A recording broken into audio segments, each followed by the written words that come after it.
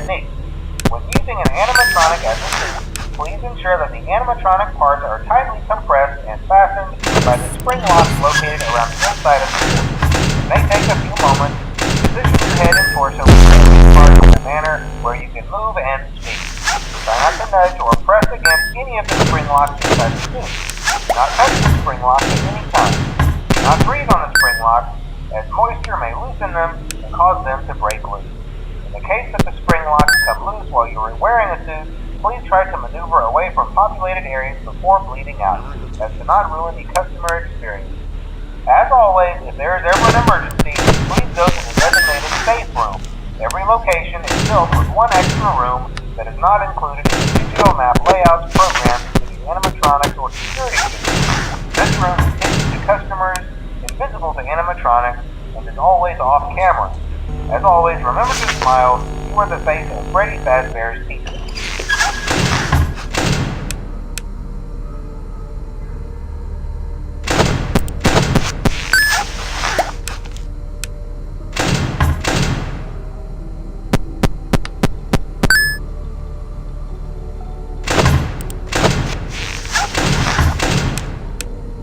Today is all about me, me, me.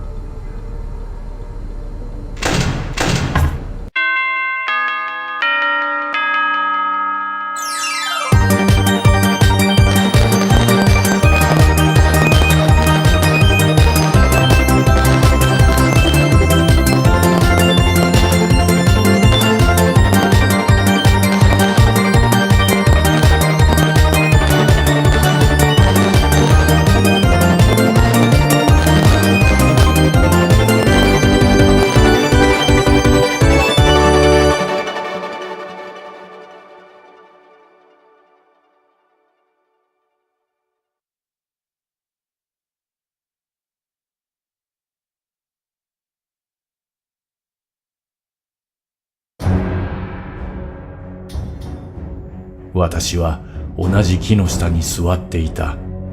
朝の瞑想の時間だったからだ。それにしても、あの忌々しい鳥、決して忘れることはないだろう。あれはこの土地に固有のものだとは思えなかった。それは多分笑いカワセミだった。おい、ああいうものは迷惑千万だ。いくつかの石を投げるとそれは正確に戻ってきた。次の日の朝、私はとても早く木に登り、笑いカワセミが目を覚まし、羽毛と葉の房をつけた。私は大きな笑いカワセミのように見えた。とても素晴らしかった。バカな鳥が来て私の横に止まっていたが、それだけで私は計画が終わったとは思っていなかった。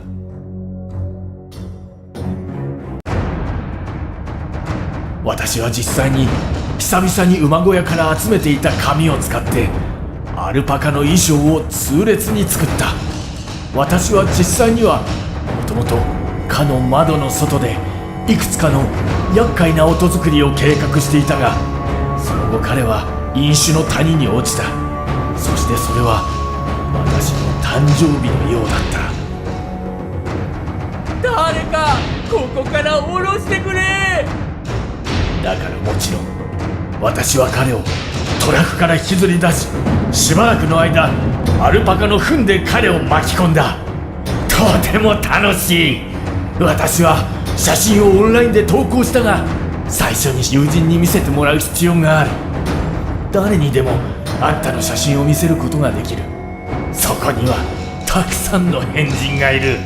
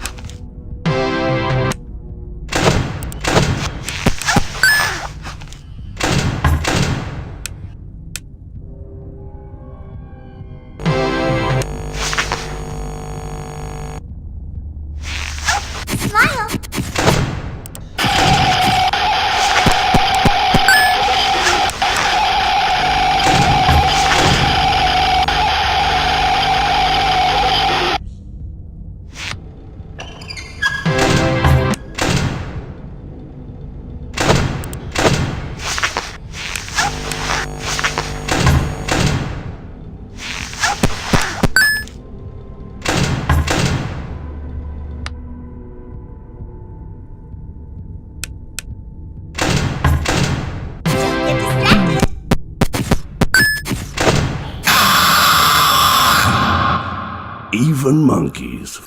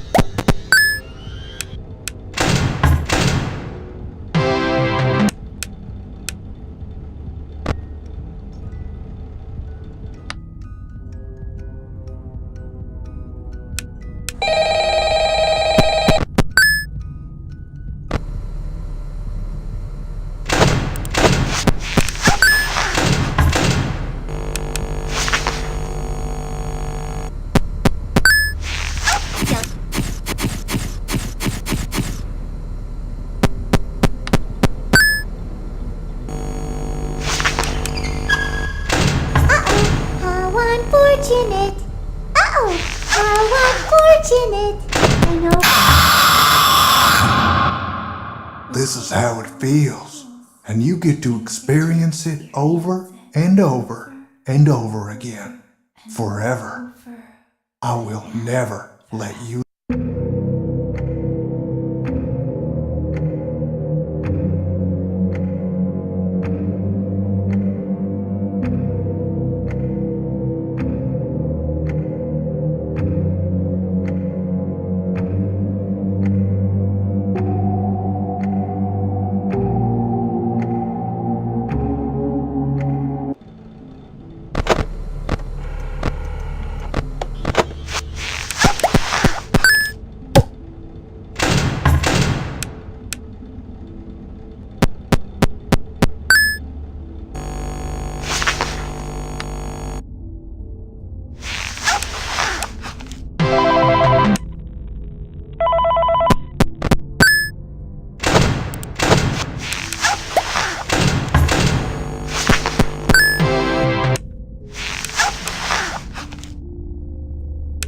I'm ready for my close-up.